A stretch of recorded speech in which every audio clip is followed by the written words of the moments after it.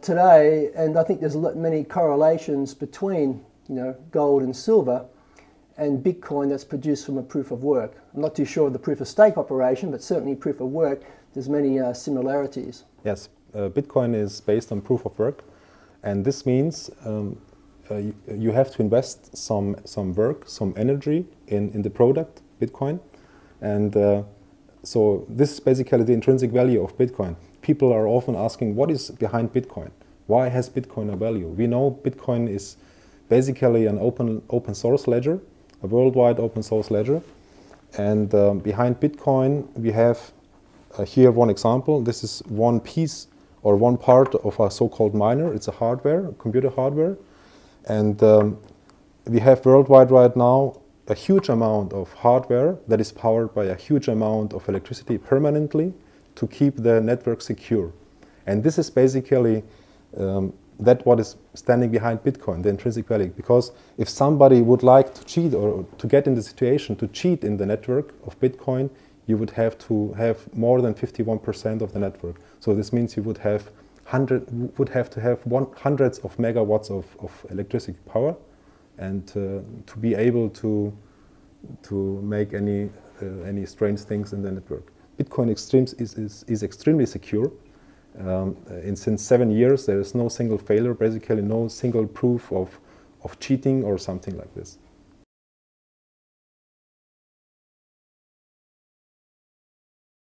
It's so exciting, and I suppose if I go back, being a gold and silver person, for many people who certainly know me, I'm a licensed gold trader in Dubai. I've been running the Swiss company since 2008, and we ship physical precious metals around to over 40 countries.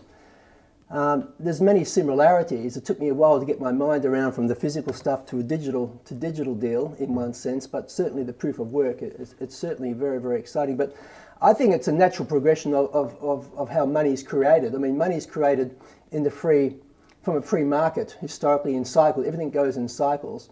And I really think that this ingenious concept of Bitcoin, decentralized system, blockchain, money in one sense has really come out of the dissatisfaction of a decentralized system, a system that's really designed to transfer wealth away from the people back to the centralized system.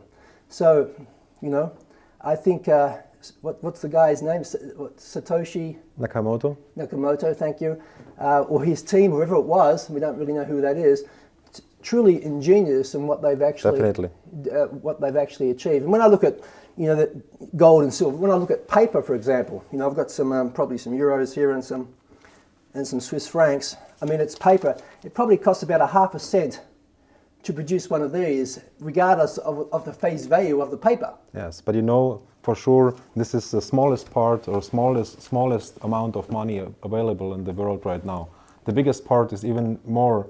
You can't see it. You can't see it. Yeah. They just create it out of nothing. Well, money's created from debt, of course. Yeah. Money is loaned into existence. Yes. And of course, this is what really keeps people enslaved to the system. We're actually, in one sense, enslaved to the monetary system. So I think it's through the dissatisfaction of our monetary system that brought the ingenious concept of Bitcoin to actually the table, because it's divisible. Yeah. It's a medium of exchange. It's fungible. It's got all the characteristics. And I believe with the proof of work, it even has a store of value, as you just explained a little bit earlier on. I would say that the biggest thing about Bitcoin is the store of value, because it's an open source network. Everybody in the network knows, so everybody knows how many Bitcoins do exist, how many are created day by day, and in the fiat money world, nobody knows how much money exists in reality. Nobody. So it's trillions, but we don't know. Yeah. Yes, but we don't know exactly. Yeah. And this is why Bitcoin has a huge potential. It rose a lot, of course. People say Bitcoin rose so much, it can't go higher. Just one comparison: if you take the value, you are into gold. If you take the value of the total gold worldwide, and exchange this value or transform it into 21 million Bitcoins that will ever exist, one Bitcoin should be around $700,000 or $800,000 per Bitcoin. So right now we are at $750, so there is definitely some room or space to go up. And we know it's an open source network. You can see all transactions. We see that every day there is more and more transactions on the network. That means more and more people want to have Bitcoin, use Bitcoin in a daily life. And we know on the other side, it's absolutely limited and protected by hardware and electricity. And so we know the price has to go up, definitely.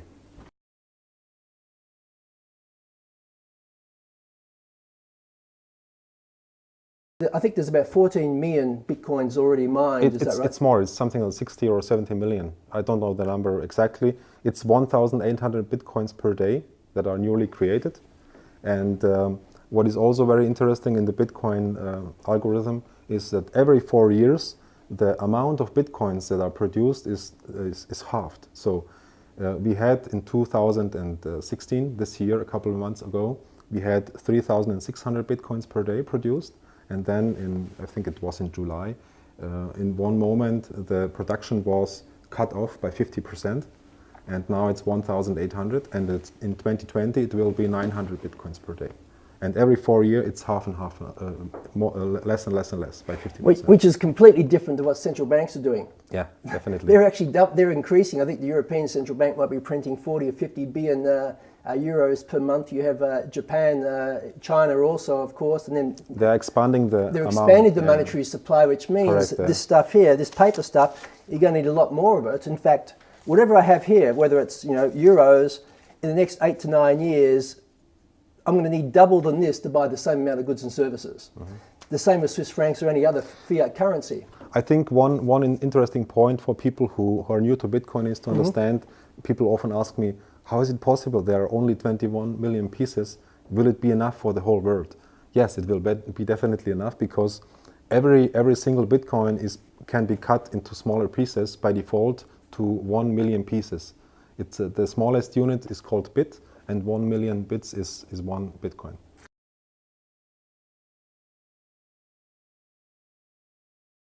Tell me, as a novice in this game, who's really, as you can see, I'm pretty excited about it also, how I can really help people change their lives going forward, understanding the monetary system. Well, and that's really an important part too, is the education of understanding the monetary system. If we understand the monetary system, we can make right decisions as well, and preserve our wealth and benefit from this knowledge. But is there times where you think it's better just to buy Bitcoin outright versus mining? Do you see any correlations or times we should be buying or versus mining? Do you see there's a different group of people here? Basically, we have a lot of times these questions. What is better, to just buy Bitcoin or to mine Bitcoin? And the reality is both are, every investment, this is investment, every investment is some kind of bet. Yeah? It's, I would say in terms of Bitcoin is 7 years old, it has proven it works, it is a pretty secure bet. And then it's a question, what is the better bet, to buy Bitcoin or to mine Bitcoin? And honestly, I would recommend anybody to, if you want to make an investment in the cryptocurrency Bitcoin, make it 50-50. Invest 50% directly in Bitcoin and 50% in Bitcoin mining. And I think both will be very good in the long run. That's great advice. Thank you, Jacob. Yeah, it's a bit like us. I mean, and even with your packages that you provide us, and we're really grateful as a company that we're plugged into the Genesis huge farming in one's global farming that you offer. People can get started from as little as $30. Yes, correct. Yeah. And this, I think, is absolutely fantastic. The same as us, people can get started with us buying gold, real gold, certified physical gold from as little as $25 per month, and we physically ship it.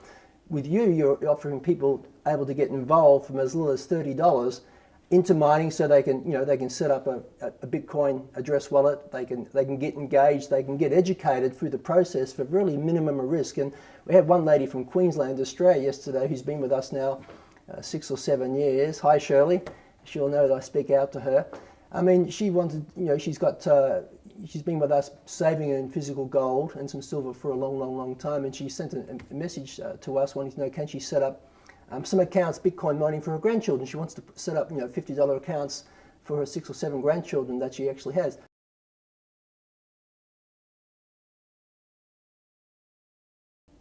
Jacob, one of the other interesting things which I like very much about the Genesis Mining company is that you'll offer multiple different contracts for different types of cryptocurrencies.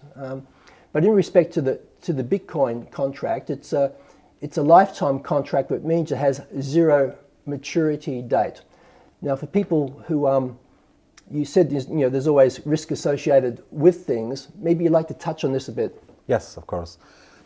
We call our contracts for Bitcoin mining lifetime contracts because we take money, we buy hardware, plug it into, connect it to the electricity and to the internet, and these machines are supporting the Bitcoin network and producing Bitcoin and making doing the Bitcoin transactions also, and this is generating income. But this income is limited with the worldwide competition in Bitcoin, and this means worldwide people are trying to mine Bitcoin because they understand it, but there is only one big piece of cake that is produced by day, so all these people get just a share of this cake per day. So the more hash power is arising worldwide, the smaller your piece of cake gets on the one side.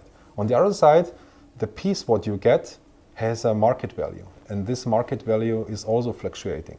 So you have something. So you basically produce something virtually, digitally, that has a market value on the one side, and you have an investment or costs, fees, a daily fees.